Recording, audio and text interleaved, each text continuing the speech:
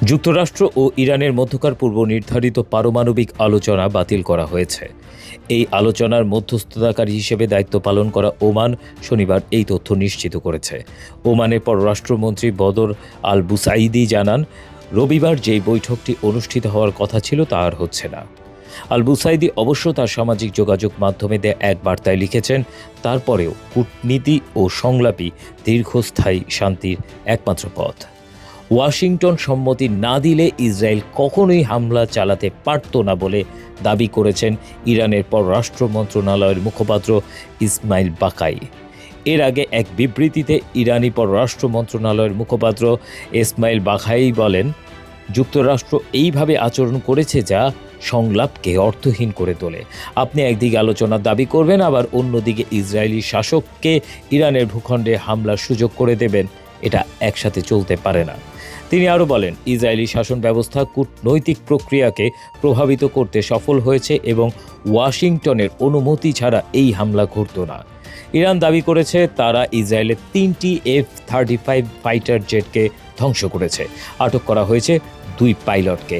1 ঘন্টায় 10টি ইসরায়েলি বিমান ভূপাতিত করার দাবি ইরানের। এছাড়া ইসরায়েলের জগৎ বিখ্যাত আকাশ প্রতিরক্ষা ব্যবস্থা আয়রন ডোম ভেঙে তাদের প্রতিরক্ষা ব্যবস্থার সদর দপ্তরে মিসাইল হামলা চালিয়েছে ইরান। ইরানে ইসরায়েলের ভয়াবহ সামরিক হামলার ঘটনায় নিন্দা জানিয়েছে বাংলাদেশ। শুক্রবার পররাষ্ট্র মন্ত্রণালয়ের এক বিবৃতিতে এই নিন্দা জানানো হয়। বিবৃতিতে বলা হয়, এই হামলা জাতিসংঘ সনদ, আন্তর্জাতিক আইন এবং ইরানের সার্বভৌমত্বের চরম লঙ্ঘন। এর মাধ্যমে আঞ্চলিক ও বিশ্ব শান্তির উপর ঝুঁকি তৈরি হয়েছে এবং নিরাপত্তার ক্ষেত্রে এর প্রভাব হতে পারে সুদূরপ্রসারী। পররাষ্ট্র মন্ত্রণালয় আরও জানায়, বাংলাদেশ এই ঘটনায় সকল পক্ষকে সংযত থাকার এবং উত্তেজনা বাড়ায় এমন যে কোনো কর্মকাণ্ড থেকে বিরত থাকার আহ্বান জানায়।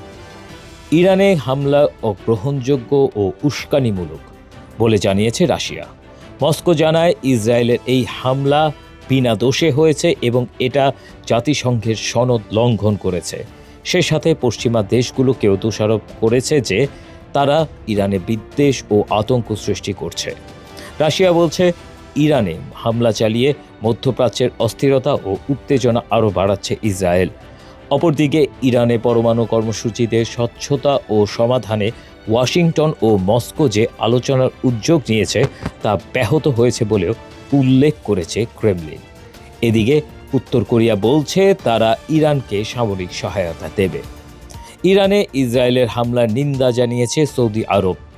দেশটির পররাষ্ট্র মন্ত্রণালয় ইরানের উপর হামলাকে আন্তর্জাতিক আইন ও রীতিনীতির স্পষ্ট লঙ্ঘন বলে অভিহিত করেছে।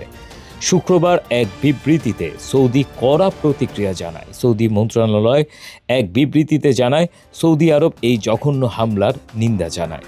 এটি নিশ্চিত যে আন্তর্জাতিক সম্প্রদায় এবং নিরাপত্তা পরিষদের এই আগ্রাসন অবিলম্বে বন্ধ করার বড় দায়িত্ব রয়েছে। তুরস্কের প্রেসিডেন্ট রিসেপ তাইয়েব এরদোয়ান বলেছেন, ইরানে ইসরায়েলের হামলা হচ্ছে স্পষ্ট উস্কানি এবং প্রধানমন্ত্রী বেনিয়ামিন নেতানিয়াহু সমগ্র অঞ্চলকে অস্থিরতা ও বিপর্যয়ের দিকে নিয়ে যাওয়ার চেষ্টা করছে। শুক্রবার সামাজিক মাধ্যমে দেয়া এক পোস্টে এরদোয়ান বলেন, নেতানিয়াহু ও তার গণহত্যা নেটওয়ার্ক যে হামলাগুলো চালাচ্ছে তা আমাদের সমগ্র অঞ্চল ও বিশ্বকে অগ্নিগর্ভ করে তুলছে। ইরানের ইসরায়েলের হামলা নিন্দা জানিয়েছে জাতিসংঘে নিযুক্ত চীনের রাষ্ট্রদূত ফু কং। গতকাল শুক্রবার মধ্যপ্রাচ্যের পরিস্থিতি নিয়ে জাতিসংঘের নিরাপত্তা পরিষদের এক বৈঠকে তিনি এই নিন্দা জানান।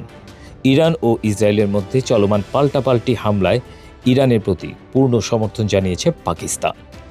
দেশটি ইসরায়েলের বিরুদ্ধে মুসলিম বিশ্বের ঐক্যের আহ্বান জানিয়েছে। শনিবার পাকিস্তানের প্রতিরক্ষা মন্ত্রী খাজা আসিফ জাতীয় পরিষদের এক অধিবেশনে বক্তব্য প্রদানকালে এই আহ্বান জানান। তিনি বলেন, ইরান, ইয়েমেন এবং ফিলিস্তিনকে লক্ষ্যবস্তুতে পরিণত করেছে ইসরায়েল।